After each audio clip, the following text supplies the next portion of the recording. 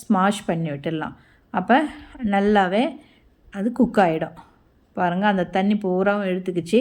இப்போ நம்ம இதை மாதிரி அப்படியே இது மாதிரி ஸ்மாஷ் பண்ணால் இருக்கிற தண்ணி பூரா அது கூட சேர்ந்து கொஞ்சம் திக்காகிடும். அதுக்கப்புறம் நம்ம அரைச்சி வச்சுருக்கிற அந்த பொடியை இது கூட சேர்த்துடலாம். சேர்த்து கலந்து விட்டுக்கணும்.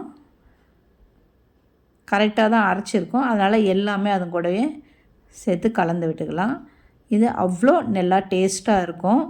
நீங்கள் அவசரமாக கிளம்பணுன்னா இந்த மாதிரி பூசணிக்காய் இருந்தால் செஞ்சிட்டா ரச சாதம் கூடயும் தயிர் சாதம் கூடயும் அவ்வளோ டேஸ்ட்டாக இருக்கும். இது சைட் டிஷ்ஷாக வச்சு சாப்பிட்டா உடம்புக்கும் ரொம்ப ரொம்ப நல்ல டிஷ். இது நீங்களும் ஒரு வாட்டி வீட்டில் ட்ரை பண்ணுங்கள். எப்படி வந்திருக்குன்னு கமெண்ட்டில் சொல்லுங்கள். மறக்காமல் நம்ம சேனலையும் சப்ஸ்கிரைப் பண்ணிக்கோங்க. சமையல் பண்ணுங்கள். ரொம்ப ரொம்ப சந்தோஷமாக இருங்க. இந்த வீடியோ உங்களுக்கு பிடிச்சிருந்தா உங்கள் ஃபேமிலி அண்ட் ஃப்ரெண்ட்ஸுக்கு ஷேர் பண்ணுங்கள். மறக்காமல் சப்ஸ்கிரைப் பண்ணிக்கோங்க.